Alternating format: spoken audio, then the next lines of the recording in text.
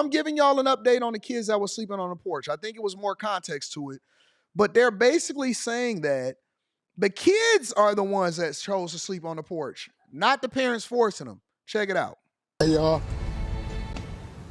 Hey. Yes. What's up, man? Y'all all right, man? Tonight on The Edge, it has been a week since we last told you the story of two brothers living on their parents' porch in the cold. Now a major update on this case that's had a lot of people talking.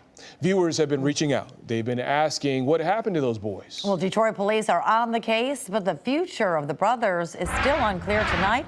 Fox News' Jessica Dupnack joins us live to tell us why and where do things stand right now, Jessica?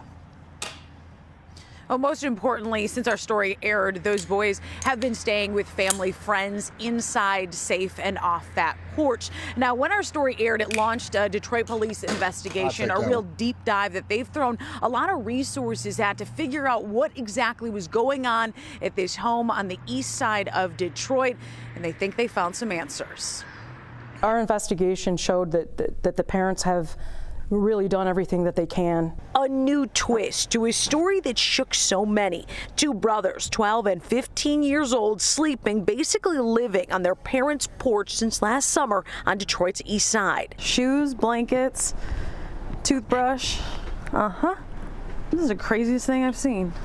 We watched as the older boy came home last Monday night, sat down his book bag and fluffed his blankets on the porch.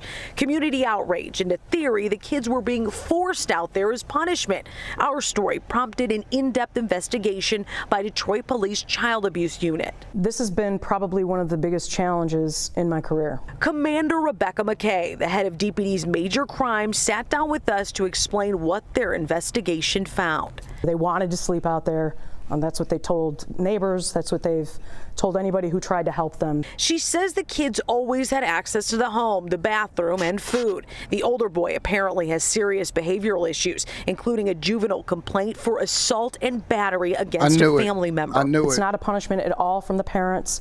The parents, they don't want them on the porch, but they are not going to fight and chance getting into a physical altercation with a 6'5", 220-pound 15-year-old. Commander McKay says the parents have tried to get their kids in therapy and done everything possible to redirect their paths.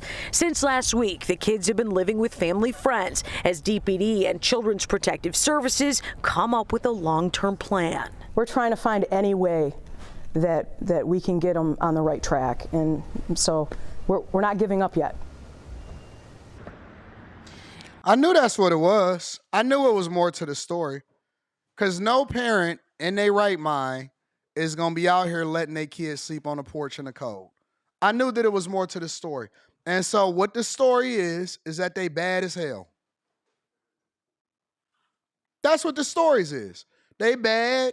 They put their hands on people. They got stuff going on. And so they said that they're going to be tough and they're going to sleep on the They're going to prove themselves to their parents. Okay, so now we got more context. So this is one of the situations where you're going to have to learn the hard way. And as long as they got people out here, listen. Y'all got to understand something. I know it's a fine line. It's a fine line in between discipline and you're going to learn the hard way. What I'm telling you is that sometimes you got kids that are so hard-headed, that are so determined to crash out, and they want to be in the street so bad. You gotta let them go. You gotta let the world have their hands on them. I'm telling you, the kid. Listen, when a kid choose to sleep on a porch, you know they bad. When a kid choose to sleep on a porch, you know they bad. Now, they probably who knows? I don't know what the situation is. I don't know what their history is.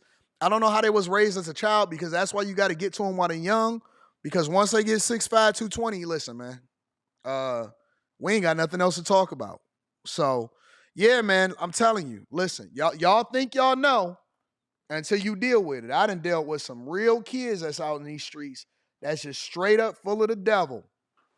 Straight up full of the devil. Will rob the church if they had an opportunity to.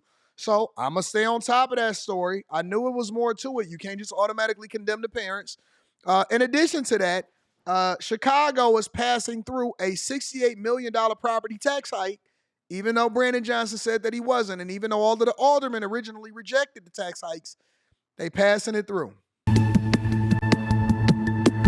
Mayor Brandon Johnson's budget plan narrowly clears two big hurdles at City Hall today. But now the mayor and his staff are working around the clock to find enough support for a final vote before the week is over. WGN political reporter Taman Bradley is at City Hall with the very latest. Taman. Lourdes and Ben, good afternoon. The final revenue numbers include a $68.5 million property tax increase, as well as an increase in various fines and fees to the tune of $165.5 million. Needless to say, this plan has divided the council. City Council is inching toward passing a budget. Mayor Johnson's $17.3 billion budget includes a $68.5 million property tax increase, as well as a hike on various fees and services. By razor-thin margins, two committees signed off on the spending plan and revenue. The Finance Committee advanced it 14-12. The Budget Committee said yes 17-16. Clearing these two committees required serious arm twisting, often in public, by Mayor Johnson's allies. We have to get this thing done so that we don't close the city down. And if we do close the city down, we lose money. The proposal raises taxes on cloud computing, streaming services, store checkout bags, the parking rates for garages and valet services, and a broader congestion fee. Also to raise $11 million needed to pay for police department jobs tied to the federal consent decree. The budget adds new speed cameras to some wards. Gone are the mayor's earlier proposals to raise the garbage collection fee and increase the tax on liquor sales. Some alders are furious the mayor included a property tax increase after the council unanimously voted down his earlier $300 million ask. We can't balance this budget just by asking working families and taxpayers to pay more while we in the city are not doing anything to make city government more efficient. When you look at all these fines and fees that are being increased in this budget without any real cuts and efficiencies, the people are asking for cuts and efficiencies. Others complained about the process. Rather than separate the property tax vote so that it could be scrutinized, alders had to vote yes or no on revenue as a whole package. What we saw today, too, was just really poor governing practices in terms of finance by merging the levy together with the fines and fees. In my time, this has never been done, and I think it's really unethical to go about it this way. This whole city is a POS. Real talk. I'm going to just be honest with you. Like, I'm going to tell you my honest to God opinion on what I see going on. I think that Chicago is in shambles. Let me see what they're saying that they was proposing to raise taxes on. Let me go back and see if I can see that again. Because they just taxing y'all to death. Not only are they raising property taxes by $68 million, they're taxing more on cloud computing, streaming services, store checkout bags, valet services, and they throwing another congestion fee. So now, when you talk about inflation, artificial inflation, not just the devaluation of the dollar, but I'm talking about your lifestyle, to be able to exist in Chicago, for Chicagoans specifically, this is one of the reasons why it's happening. Not only are they raising y'all property taxes, which y'all already pay some of the highest property taxes in the country, but you also have to pay lifestyle fees. Instead of them balancing their budget and creating efficiencies by making sure that they go back to pre-pandemic spending, this is what they're doing. Unfreaking real. So, welcome to Chicago. And then last but not least, ladies and gentlemen, Kroger and Albertsons. I've been watching this since I've been breaking it down inside of the Patreon. As far as Stock Club, I don't know if any of y'all actually that's in here right now watch the Stock Club that I went over exactly what the margins are with grocery companies. But Albertsons and Kroger's merger was blocked. Check it out. A controversial merger between Albertsons and Kroger got hit with a pair of setbacks today. First, a federal judge issued a preliminary injunction siding with the Federal Trade Commission, ruling against the merger. And then about an hour later, a King County Superior Court judge ruled the deal unlawful following arguments that it would hurt consumers. Fox 13's Frankie Thompson has more. The King County Superior Court judge says the Kroger-Albertsons merger proposal violates Washington's antitrust law. That's why the ruling prohibits the deal from moving forward in this state. Thank you, Madam Bailiff. Washington State standing up to grocery industry giants Kroger and Albertsons and winning big in court. In short, the court blocks the merger. Kroger and Albertsons proposed a $25 billion merger that was just rejected in King County Superior Court. This ruling comes after the state attorney general's office filed a lawsuit against the proposal, saying the deal was against Washington's Consumer Protection Act.